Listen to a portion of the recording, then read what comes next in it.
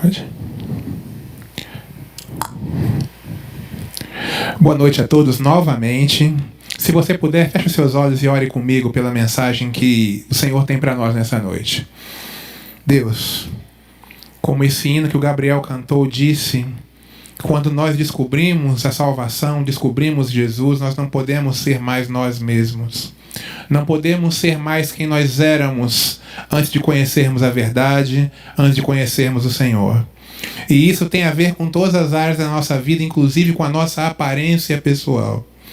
Por favor, Senhor, nos ajuda a entender plenamente esse assunto na Tua Palavra essa noite e ter a coragem de tomar as decisões que forem necessárias para vivermos conforme o Teu padrão, conforme a Tua orientação na Tua Palavra. Obrigado por esses internautas queridos que estão conosco essa noite, que todos tenham a Tua bênção e a Tua presença em suas vidas. São coisas que nós te oramos em nome de Cristo. Amém, Senhor. Então, queridos, se você está nos acompanhando desde o início, você já sabe que o tema de hoje é aparência pessoal. Se você chegou agora nessa transmissão, eu vou de novo me apresentar. Para quem não me conhece, eu me chamo Geir. E eu gostaria de compartilhar com vocês de maneira muito breve os princípios bíblicos da aparência pessoal. Alguns deles já foram até antecipados no nosso debate, mas nunca é demais um pouquinho de ênfase. Abra sua Bíblia no livro de 1 Coríntios, capítulo 10, verso 31, que você já ouviu essa noite, mas eu vou reler só para dar o contexto. 1 Coríntios, capítulo 10, verso 31. O primeiro princípio bíblico da aparência pessoal é a submissão do eu a Deus. É viver para a glória de Deus, é ter foco na glória de Deus. E Paulo descreve isso dessa forma: portanto, quer comais, quer bebais ou façais qualquer outra coisa, fazei tudo, inclusive vestir-se, inclusive ter uma aparência para a glória de Deus. O primeiro princípio bíblico da aparência pessoal é que essa aparência tem que glorificar a Deus, acima de tudo. Não é para glorificar a gente, é para glorificar a Deus. O segundo princípio, que é a modéstia, está lá em 1 Pedro 3,3, um outro texto que a gente já usou no debate também, né? Os meninos estudaram bem, estão de parabéns, se aprofundaram bastante no tema. 1 Pedro 3, verso 3. Eu vou elencando esses itens, mas eu vou me aprofundar nessa mensagem um pouco mais na modéstia, porque há alguns pontos que merecem atenção especial. Em 1 Pedro 3, verso 3, nós lemos que não seja o adorno da esposa, e por que não dizer do marido também, né? Não é uma mensagem machista, né? Não é só a mulher que tem que se preocupar com isso, o homem também. Mas no contexto, Paulo escreveu mais para as mulheres, por ser um problema mais específico, mas serve para nós homens também. Não seja o adorno da esposa o que é exterior, como frisado de cabelos, adereços de ouro ou aparato de vestuário. Há um outro princípio, né? Depois eu vou voltar na modéstia. Há um outro princípio que está ligado à modéstia num outro texto de Paulo. Em 1 Timóteo capítulo 2. Eu quero que você me siga até lá. 1 Timóteo capítulo 2, verso 9. No texto anterior, por equívoco, eu falei que Paulo que escreveu, mas foi Pedro, né? Está bem claro ali, a carta de Pedro, né? Esse sim é de Paulo. 1 Timóteo capítulo 2, verso 9. Onde nós lemos os princípios da decência e da economia. Eles aparecem juntos nesse texto, juntamente com o princípio da modéstia, que é aqui repetido. Da mesma sorte que as mulheres, repito, os homens também, tá? Vale para nós também. Em traje decente, se ataviem com modéstia e bom senso, não com cabeleira frisada e com ouro, ou pérolas, ou vestuário dispendioso. E aqui a gente pode começar a abrir um parêntese para a gente se aprofundar um pouquinho mais no assunto. Será que realmente seria necessário, escrevendo para cristãos, dizer, olha, vistam-se de maneira decente? Não deveria ser óbvio, não deveria ser uma coisa instintiva que cristianismo requer decência? Mas infelizmente em nossos dias, muitos jovens, muitas jovens cristãs das mais variadas igrejas têm dificuldade com isso. Embora a palavra recomende isso expressamente, muitos de nós queremos usar roupas que expõem o nosso corpo. E essa exposição do corpo, obviamente, não é para glorificar a Deus, é para glorificar aquele que expõe, para mostrar suas belas formas, mostrar que é uma pessoa atraente. Mas a Bíblia condena essa prática. A roupa não deve expor, né, nada do nosso corpo que não deva ser mostrado. E você está entendendo muito bem onde eu quero chegar. Eu não preciso entrar em maiores detalhes, não preciso pormenorizar isso. Há partes do nosso corpo que podem ser vistas sem nenhum problema, mas há outras que não, e você sabe disso. E essas partes que devem ficar cobertas, porque isso é decência. Mas isso tem se perdido em nossos dias, mesmo dentro das igrejas. Infelizmente, se você passar uma revista, né? Fizer uma revista, uma verificação em muitas irmãs e muitos irmãos que se assentam nos cultos da igreja, você verá que há problemas com as roupas que muitos irmãos trajam, porque não estão seguindo esse princípio da decência, não estão seguindo o princípio que nós já vimos, da modéstia, porque estão chamando a atenção para si, com a maneira como se vestem, a maneira como se apresentam. Estão chamando a atenção para si e não estão permitindo que Deus seja visto em primeiro lugar em suas vidas. Quando eu chamo a atenção para mim, eu estou tirando a atenção de Deus. Eu sou o foco, não mais o Senhor. E é por isso que há tantas recomendações sobre isso na palavra. Porque realmente a minha indumentária, os meus trajes, a minha roupa, a minha aparência como um todo, devem ter como objetivo principal, e quem diria eu, único, exaltar a Deus, glorificar a Deus, e nunca, jamais a mim mesmo, né? Mas por outro lado, isso não quer dizer que eu devo me vestir de maneira descuidada, relaxada, até imprópria, com roupas inapropriadas para o momento. Porque Paulo também fala aqui de bom senso. Interessante isso, né? Vestir-se requer bom senso, adequação ao momento, à situação, né? Até o contexto cultural, né? Isso foi falado também no nosso debate. Mas esse bom senso deve ser pautado pelo Senhor, não pelo que eu acho que é um bom senso. Senão cairemos no achismo de eu acho que isso aqui é bom para vestir, eu acho que essa aparência é boa e eu vou seguir os meus critérios e não os de Deus. Então por isso tem essa advertência na palavra. Usar traje decente, modesto, traje escolhido com bom senso e um traje que não seja dispendioso. Você não precisa gastar muito para estar bem vestido. Por exemplo, existe uma certa malharia aqui no nosso país, eu não vou falar o nome para não fazer propaganda, né? Que vende uma camisa social por R$300. Talvez você saiba de que malharia eu estou falando, de que indústria eu estou falando. Mas há camisas semelhantes, né? Quase iguais a dessa empresa, que podem ser adquiridas por muito menos, e você continuará tão bem vestido com essa camisa um pouco mais barata do que com a camisa de R$300. Então não há necessidade de investir fortunas em vestuário, porque isso acaba também se tornando uma maneira de chamar atenção para nós. Nossa, Jair está vestido com um terno da marca tal, a camisa da marca Y, que é muito boa, né? Quando eu era adolescente, os adolescentes que tinham, né, condições financeiras melhores do que eu, eles vestiam as chamadas roupas de marca. Não sei se você já passou por isso, né? E aí a pessoa passava na rua com a roupa da marca tal. Nossa, fulano usa a marca tal. É roupa boa, né? Não há necessidade de investir muito dinheiro, né, para estar vestido adequadamente. Desde que você entenda que vestir-se bem não é alimentar a vaidade, não é chamar a atenção para si. É vestir-se com elegância, porém com discrição, com bom senso, com decência. Eu falei que eu expandi um pouco esse assunto da modéstia porque tem alguns pontos bem peculiares dele que eu acho que são um pouco pregados, e essa é a oportunidade de falar sobre eles, né?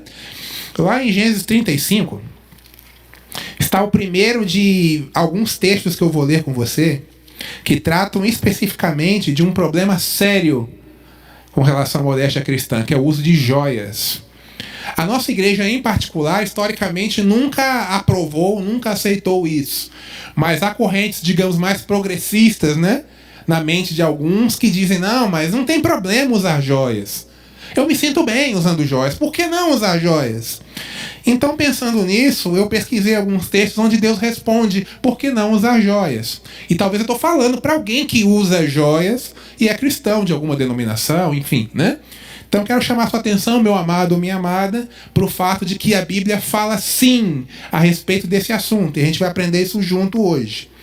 Gênesis 35, a partir do verso 2. Olha só o que diz o texto sagrado.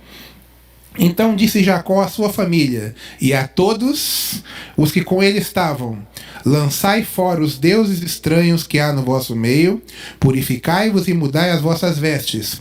Levantemo-nos e subamos a Betel. Farei ali um altar ao Deus que me respondeu no dia da minha angústia e me acompanhou pelo caminho por onde andei. Então elas deram a Jacó todos os deuses estranhos que tinham nas mãos. E também o quê? As argolas que lhes pendiam das orelhas. E Jacó os escondeu debaixo do carvalho que está junto a Siquém. Jacó um dia levantou inspirado e falou: minhas mulheres, né? E só abrindo um parênteses, bigamia nunca foi aprovada por Deus, foi uma circunstância que Deus tolerou, mas Deus não recomendou nem aprovou. Mas de qualquer forma, Jacó tentou pelo menos reavivar suas esposas, né? Colocá-las no caminho certo. Chamou elas e falou: a gente tem que se reavivar, temos que voltar a buscar o Senhor com sinceridade, com poder, precisamos mudar de vida, né? Precisamos lançar fora a idolatria que há na nossa casa. Lançai fora os deuses estranhos, porque tinha ídolo na casa de Jacó.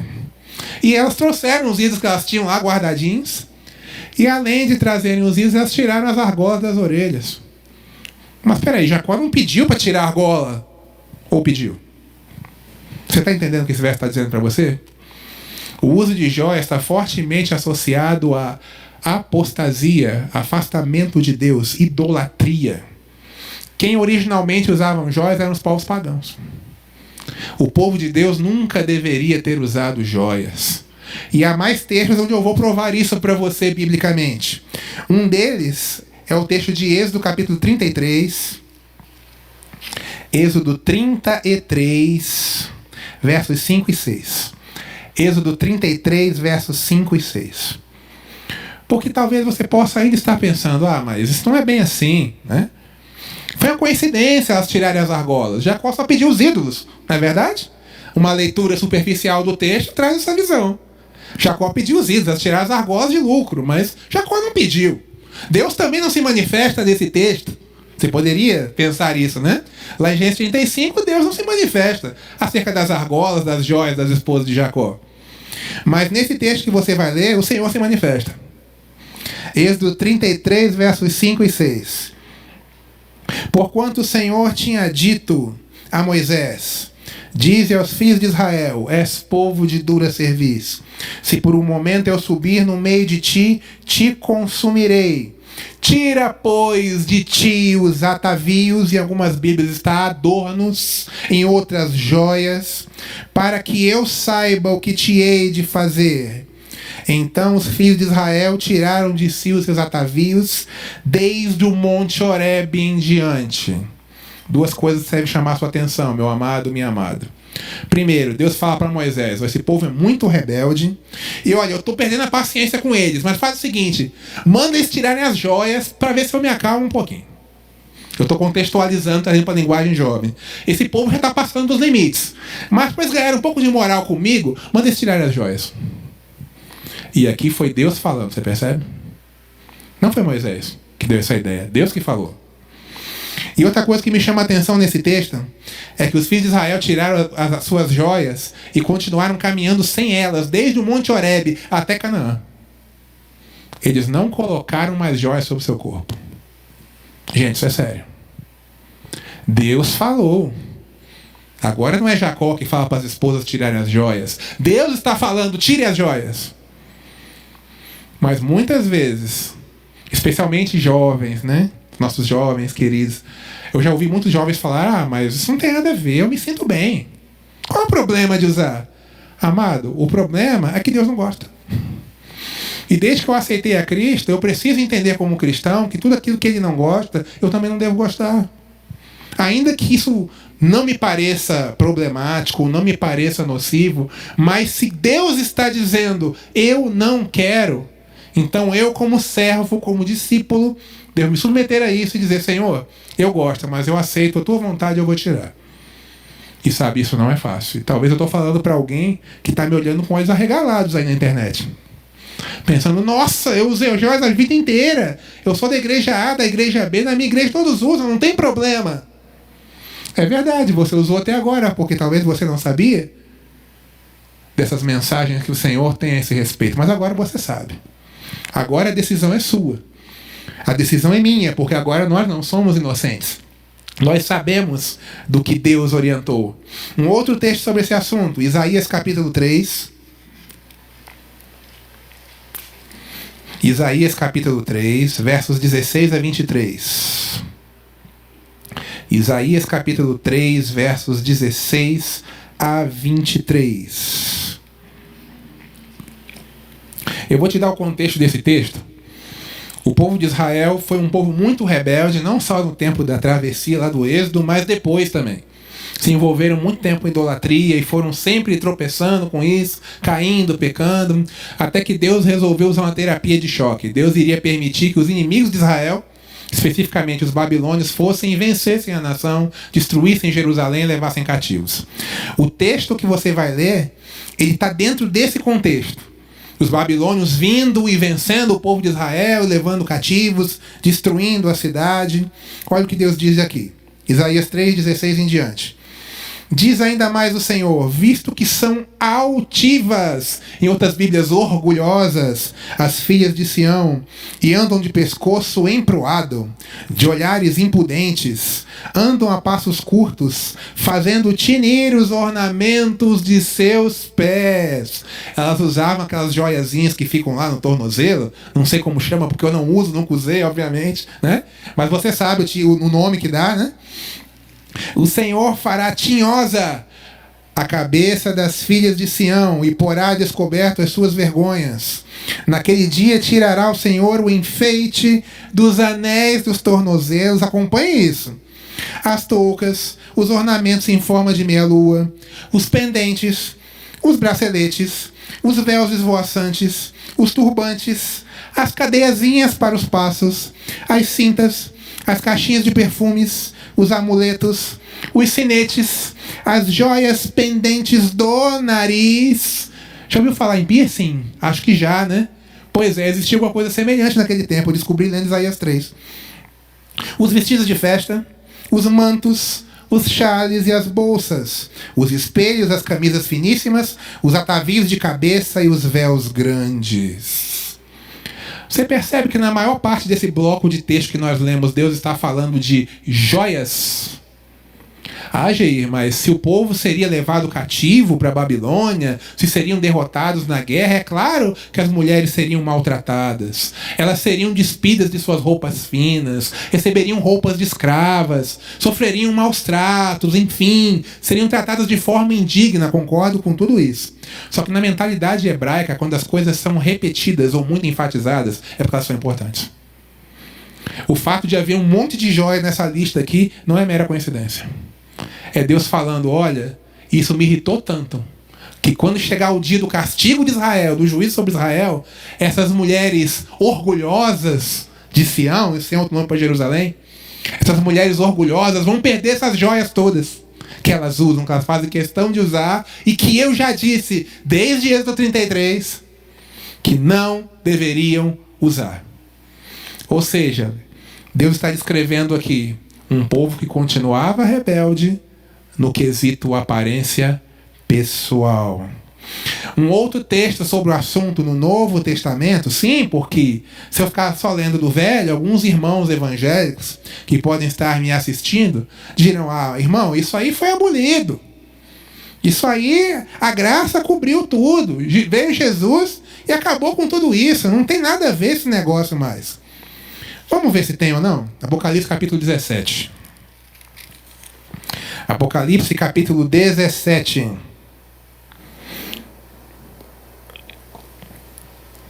A partir do verso 1. Vou te dar o contexto também, porque esse texto não é fácil de entender, né? O livro de Apocalipse descreve duas igrejas, uma igreja pura, consagrada, e descreve uma igreja corrompida, que acaba sendo, na verdade, uma mistura de gente, numa confusão religiosa, uma mistura de erro com verdade, mais erro do que verdade, inclusive. E essa confusão religiosa, essa igreja corrupta, digamos assim, é chamada aqui de Babilônia. Veja o que Deus diz. Veio um dos 7 anjos que tem as 7 taças e falou comigo, dizendo: Vem, mostrar-te-ei o julgamento da grande meretriz que se acha sentada sobre muitas águas. Olha que expressão pesada que Deus usa para descrever essa igreja corrupta. Ela é chamada de meretriz. Guarde isso na cabeça, é importante para você entender a profundidade desse texto. Com quem se prostituíram os reis da terra, com o vinho da sua devassidão, etc. Transportou-me o anjo em espírito ao deserto e vi uma mulher montada numa besta escarlate, besta repleta de nomes de blasfêmia, com 7 cabeças e 10 chifres. Achava-se a mulher vestida de púrpura escarlata, adornada de ouro, de pedras preciosas e de pérolas, tendo na mão um cálice de ouro transbordando de abominações e da imundícia da sua prostituição. Só para abrir um parênteses teológico aqui, essa prostituição de Apocalipse 17 é a prostituição espiritual. Aqui não está falando de uma prostituta literal, uma garota de programa. Não é isso. Deus está falando que essa igreja, como ela se corrompeu com a mistura do erro com a verdade, com falsas doutrinas, ela vive uma prostituição espiritual, um meretrício espiritual. E nessa condição, essa igreja corrupta usa ouro, pedras preciosas e pérolas como adornos. O que está lá em 1 Timóteo 2,9 que nós lemos? Que o vestuário não seja com ouro, com pedras preciosas, com pérolas. Mas o povo teimoso decide continuar desobedecendo a Deus e quer usar roupas, atavios, né? E coisas desse tipo na sua aparência pessoal. Então eu creio que com esses 4 textos, né, ficou estabelecido, né, ficou claro que Deus não aprova o uso de joias, não importando quanto isso me faça bem. E eu conheci uma pessoa em algum lugar, eu não vou citar nem o nome, nem a pessoa por motivos óbvios, né? Que me disse: olha, Jair, se eu sair de casa sem joias, eu me sinto nua. E eu fiquei meio chocado com aquilo. Nossa, mas é tão importante as joias para essa pessoa, né? Eu perguntei para ela: a opinião do seu marido é importante para você? Sim, claro. E aí, eu perguntei pro marido dela: fulano, você ama ela sem joias? Amo. Você ama ela quando ela acorda despenteada, desarrumada? Amo. Ela é a mulher da minha vida, ela é tudo pra mim. Aí eu falei pra ela: tá vendo? Você não precisa de joias. O seu marido não te ama por causa das joias, ele te ama por causa do que você é. Você não precisa de joias. Deus não criou você com joias e você não precisa delas para ser feliz. A mesma coisa que eu disse para essa jovem, eu digo para os jovens e as jovens que estão me assistindo na internet hoje. Você não precisa de joias para ser feliz. Deus criou você sem joias. O seu valor não está nelas. O seu valor está na joia do caráter, que está relatado lá em Timóteo e também em 1 Pedro, né? É o interior que conta. Especialmente se esse interior glorifica a Deus. É isso que é importante. E não as joias que eu coloco para parecer mais bonito, mais legal, mais sofisticado. Mudando um pouco de tópico, mas ainda dentro da modéstia, lá em Levítico 19, 28, tem um texto muito interessante que a gente deveria considerar. Levítico 19, 28. Olha só o que diz lá. Pelos mortos não ferireis a vossa carne, nem fareis marca nenhuma sobre vós. Eu sou o Senhor. Jair, não entendi. O que esse texto tem a ver com aparência? Parece que não tem nada a ver, mas tem, né? Os cultos pagãos da antiguidade, eles tinham 2 práticas muito peculiares. Uma é de se retalharem com facas, com lancetas. Você pode ver isso na cena do Monte Carmelo.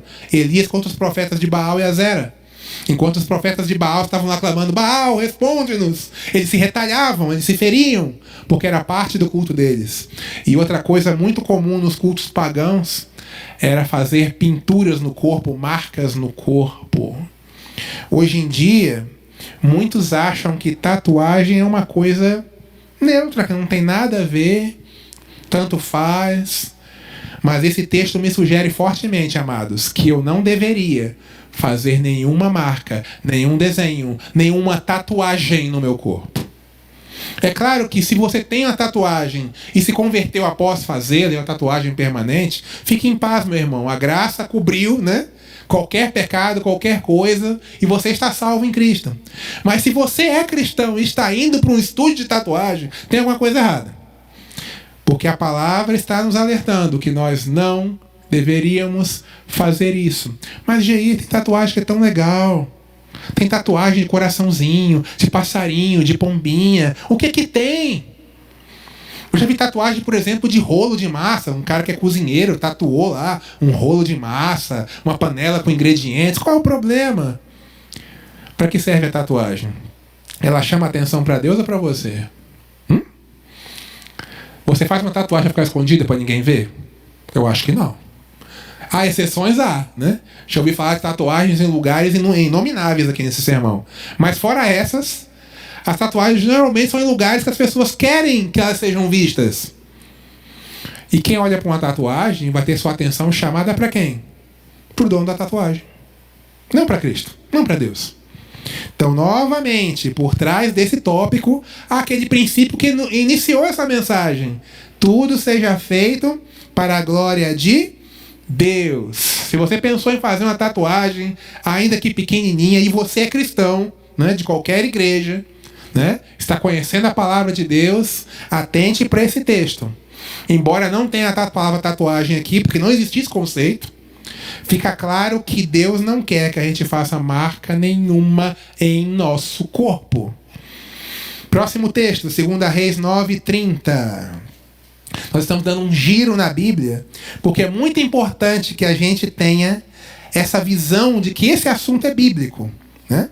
Os jovens, durante essa semana, bolaram a programação em cima de um livro de uma escritora muito querida em nosso meio, a escritora Ellen White, que é uma escritora cristã que nós consideramos inspirada por Deus. E nesse livro Só para Jovens, ela trata dos mesmos assuntos que eu estou tratando aqui. Mas eu intencionalmente estou ancorando essa mensagem em textos bíblicos para que ninguém diga, não é ideia de uma escritora. Não é ideia do Senhor. A escritora que escreveu sua opinião, não foi Deus que falou. Então nós estamos vendo aqui que é uma mensagem bíblica, sim. Embora Ellen White escreva sobre isso, essa mensagem não veio dela, não é originária dela. Essa mensagem está na palavra. 2 Reis, capítulo 9, verso 30. Tendo Jeú chegado a Jezreel, Jezabel soube. Então se pintou em volta dos olhos, enfeitou a cabeça e olhou pela janela. Não entendi esse texto. O que isso tem a ver comigo no século XX? Isso aconteceu há milhares de anos atrás, é verdade. Mas vamos entender o contexto. O contexto explica muita coisa. Jezabel era uma sacerdotisa pagã que se casou com um dos reis de Israel, com o rei Acabe. E claro, ela como sacerdotisa pagã, ela tirou a fé de Acabe no Deus verdadeiro e colocou nos seus ídolos. E fazia parte do seu costume fazer o que ela fez aqui, se pintou em volta dos olhos, enfeitou a cabeça. Hoje em dia nós temos as famosas maquiagens. E aí é um ponto meio sensível, creio. Muitas pessoas vão de novo arregalar os olhos na tela do computador, na tela do celular. Como assim vai mexer com minha maquiagem? Qual é o problema de maquiagem? Meu rosto fica muito pálido sem ela. Eu tenho que usar, eu tenho que pintar, eu tenho que fazer uma coisa nos meus olhos e tal, nos meus cílios, etc. Minha boca é muito pálida, eu tenho que usar batom, etc, etc, etc. Amado, você percebe que Deus, quando começa a instruir sobre esse assunto, ele deixa claro que o foco da sua aparência não é você? E todas as vezes que a gente faz alguma objeção contra algum ensinamento de Deus nessa área, o que a gente diz? Não, mas eu não me sinto bem. Eu não fico legal. Eu me olho no espelho e eu não gosto de mim. Mas a gente deveria pensar que o nosso gosto não é a prioridade. Porque Paulo disse, fazei tudo para quem? Para a glória de Deus. E eu sei que esse é um ponto sensível. Eu não sou insensível a sua dificuldade, amado irmão, amada irmã, com relação a esse assunto. Não sou. Eu sei que muitos podem ter esse costume arraigado durante anos, né? E devem considerar, portanto, que, mas não tem problema usar e tal. E muitos até alegam, olha, mas se for uma maquiagem bem leve, né? Irmão, agora, como dizia Paulo, né?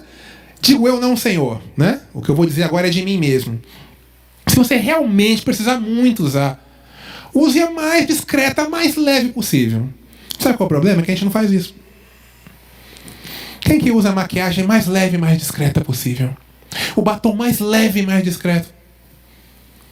Você pode até começar assim, mas frequentemente o que nós fazemos? Ah, não, tá fraca essa maquiagem, vamos colocar mais forte. Ah, esse batom tá fraco, vamos colocar um mais forte. Tá muito sem graça, olhei no espelho, não fez diferença nenhuma. Vamos colocar um mais forte? Ah, meu olho tá muito pálido, vamos, né? Vamos pintar em volta aqui, aí você pinta, olha, ah não, tá fraco, vamos colocar um pouco mais. Amados, por mais bonito que pareça uma pessoa maquiada, nós devemos ter em mente que não foi Deus que criou isso. Fomos nós, seres humanos. E por que nós criamos isso? Porque nós colocamos na cabeça que a nossa beleza natural não é suficiente. Que o nosso rosto natural não é suficiente. Não, eu olho para o meu rosto, tem que cobrir aqui tem um defeito, ali tem que mexer. E tudo isso tem foco no quê? Na minha vaidade. Não é em Deus.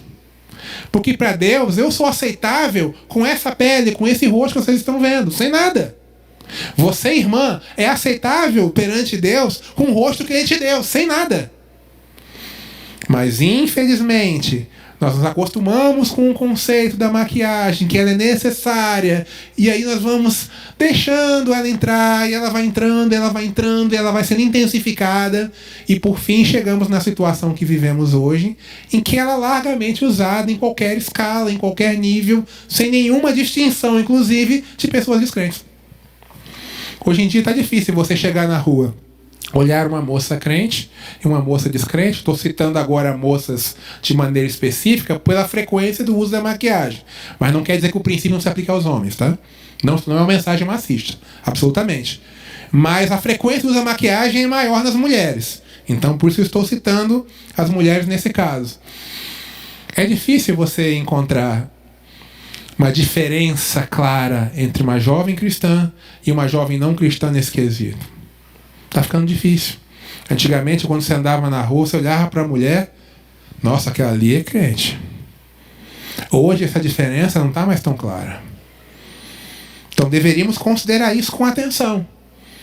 Ah, mas Jair, eu gosto da maquiagem, eu gosto de me pintar, eu gosto de joias, eu gosto disso, eu gosto daquilo. Eu entendo o seu gosto, meu amado, eu entendo o seu gosto, minha amada.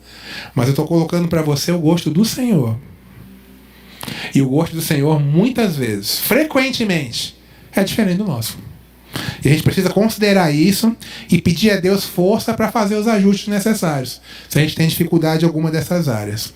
Eu já falei para vocês que os princípios bíblicos da aparência pessoal são glorificar a Deus, aparência modesta, aparência decente, roupas econômicas, sem dispêndio exagerado de dinheiro.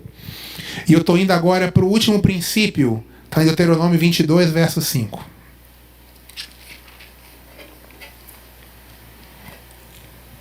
Enquanto você procura, eu quero te dizer que eu orei muito para pregar essa mensagem hoje. Porque eu sei que é uma mensagem que para muitas pessoas é difícil de assimilar. Não é fácil, especialmente porque ela mexe com costumes que você pode estar vivendo há muito tempo. E eu respeito isso na sua vida. Deus também entende isso, mas Deus quer te dar forças para você vencer quaisquer dificuldades que você tenha nesse aspecto. Deus entende o seu gosto, mas Deus espera que você aceite que Ele mude o seu gosto. Assim como Ele espera que eu aceite que Ele mude o meu gosto também. Deuteronômio 22, verso 5. A mulher não usará roupas de homem, nem o homem veste peculiar à mulher, porque qualquer que faz tais coisas é abominável ao Senhor teu Deus. Antes de comentar o texto como um todo, eu quero destacar a expressão abominável, que ela é pouco usada no nosso português do dia a dia, né? Que a gente fala, coloquial e tal. E abominação significa algo que causa nojo em Deus. Então veja que Deus usa palavras bastante contundentes, bastante fortes, bastante intensas para descrever a sua percepção disso. A mulher não usará roupa de homem, nem o homem veste peculiar à mulher. Qual é o princípio envolvido aqui? Distinção dos sexos. Quem olha para mim tem que perceber que eu sou homem. Irmã querida, aquele que olha para você deve perceber que você é mulher. Não deve haver confusão com relação a isso.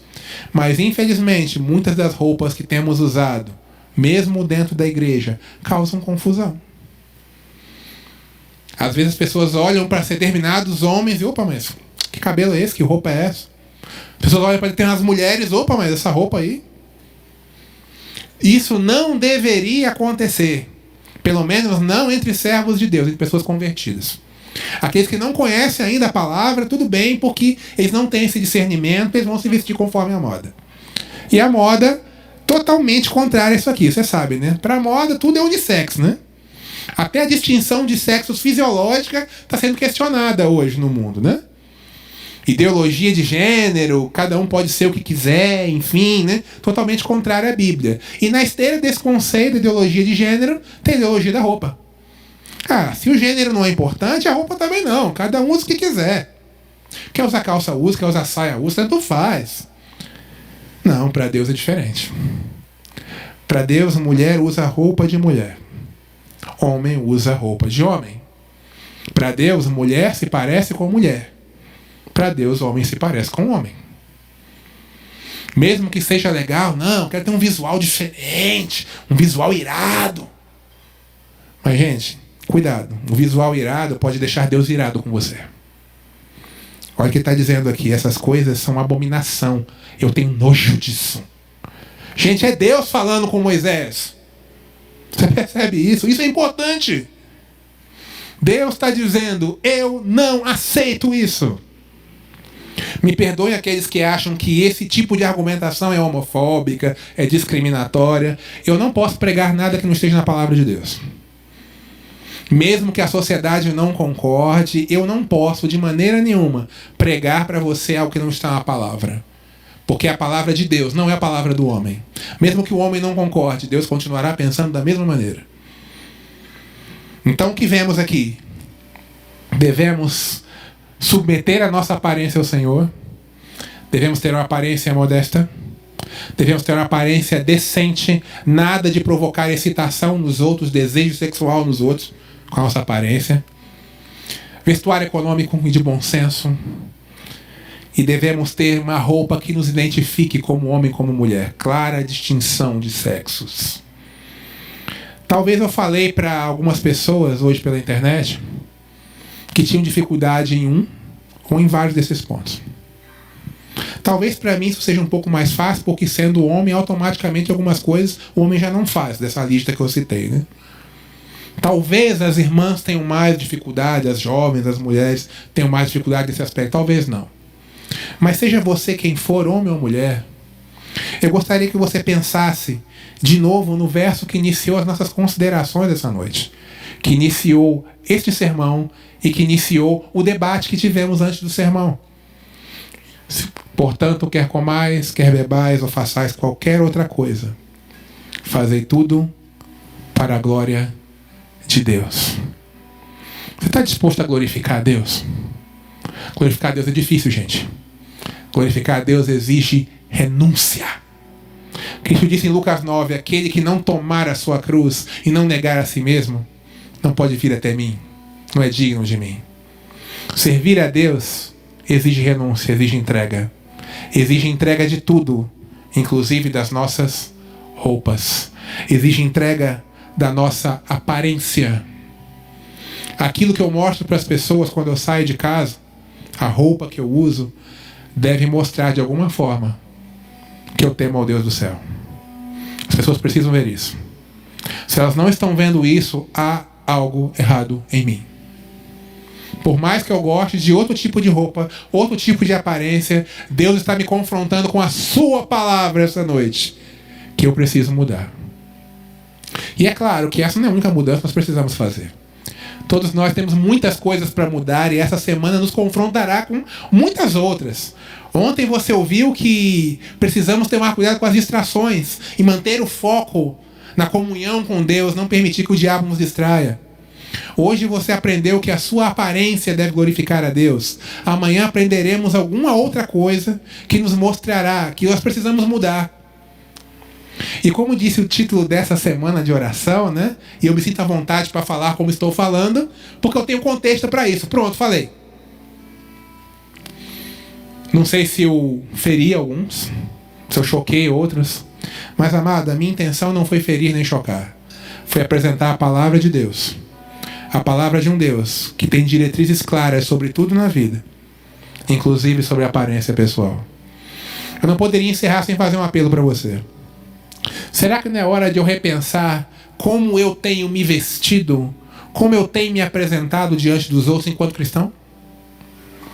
Se eu sou um cristão, não seria a hora de eu atentar mais para os princípios que a palavra traz a esse respeito?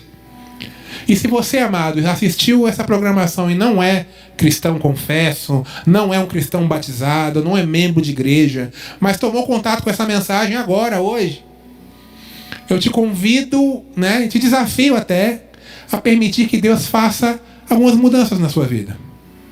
Que Deus te conduza pelo caminho que Ele quer. Por mais desafiador, por mais surpreendente que isso pareça para você.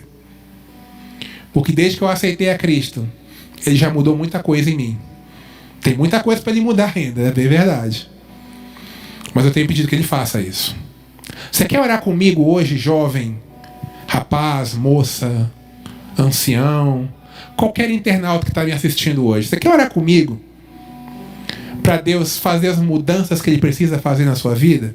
E particularmente hoje as mudanças na aparência? Eu quero. Você ora comigo? Eu vou orar com você agora.